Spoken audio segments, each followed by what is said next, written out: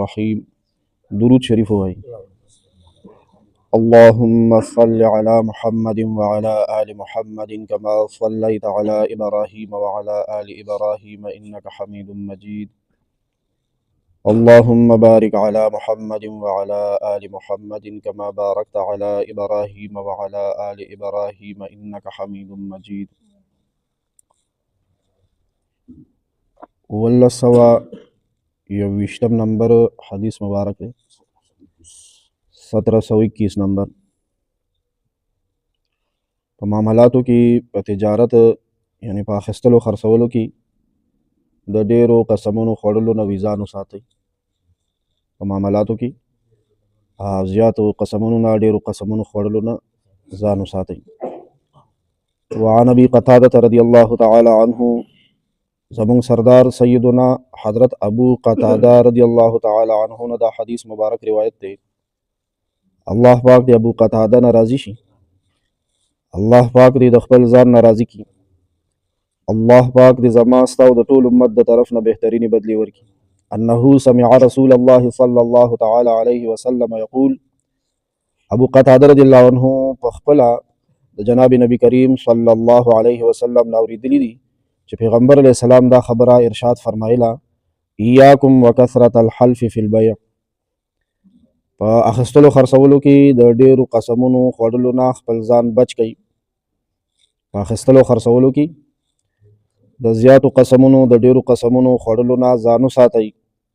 فإنه ينفق ثم يمحق، د قسم سره خو به سودا زیاته خرڅ شي، په قسم به مخکې باور وکړي، دغه ټیم سره خو به په سودا زیاته خرڅ شي. ثم يمحق، لیکن دې سره بیا برکت میټاویږي او ختمیږي. د دې سودا چې کوم خیر دی، کوم برکت دی، هغه میټاویږي، ختمیږي. د دې جهان په هر څیز کې الله پاک خیر هم ایښودی دی او شر هم ایښودی دی. معنی که نه، په هر څیز کې خیر هم شته دی او شر هم شته دی.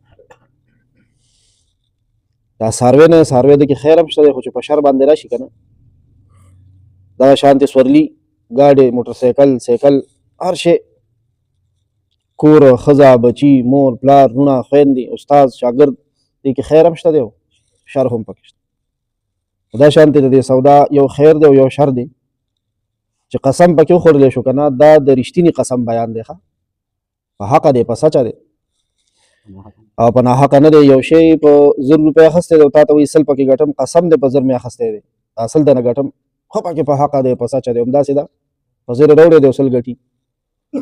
خو دې قسم سره د دې سودا چې کوم خیر او برکت هغه ختم شو، نو څه پکې پاتې شو؟ شر. دی پې سودمنېږي نه. رواه مسلم، دا حدیث امام مسلم رحمه الله صحیح مسلم شریف کتاب البیوع باب النهی عن الحلف فی البیوع، امام احمد رحمه الله مسند احمد کی 8م جلد کی 22607 نمبر باندې دا حدیث راوړی دی. امام نسائی، امام ابن ماجه رحمهم الله د ګڼ شمېر حضرات محدثینو دا حدیث مبارک را نقل کړی دی.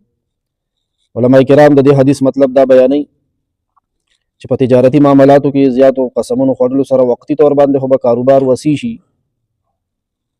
کاروبار به وسیع شي، سیزونه به زیات خرڅېږي، ګاهک به ډېر شي، خو آخر انجام به سي د دې مال نه چې کوم برکت دی به ختم شي او د ده به د قسمونو خوړلو عادت جوړ شي.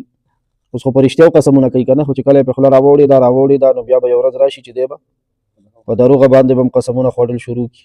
لکه څنګه د تجارتي پیشې خلکو دا طریقه وي. نو بیا دې صورت کې باطینی طور باندې یعنی په پټه هغه مونږ ته نه ښکاري، په ظاهره خو ښکاري چې د په دروغه قسم باندې یا په رښتیا قسم ډېره سودا خرڅه کړه، ګلې ته ډېرې پیسې رالي، جیب ته ډېرې پیسې رالي، سیزونه ډېر خرڅ شوه، خو باطینی طور باندې یعنی په پټه چا زمونږ او ستاسو د عامو خلکو په نظر نه راځي. هغه چې د چا د باطن شیشه صفایي د علماء کرام، بزرګان، اولیاء الله، نو هغې ته د هغه ټایم نه پته لګي چې دې دکان کې د دې کاروبار کې د ده په دې لاس کې په دې تندي کې برکت نه ښکاري. نو خیر او برکت ته بالکل وځي. بیا رو بیا د خلکو اعتماد هم ته پورته کېږي، مړه دی خو په نه څه خبره قسمونه خوري. نو خلک بیا خبر شي، بیا پوه شي چې دی خو په نه څه خبره قسم خوري، نو بیا ترې نه ګاهک هم وړي او ورځ بې اعتماده شي که نه. دا کاروبار خو د اعتماد نوم دی، په اعتماد چلېږي.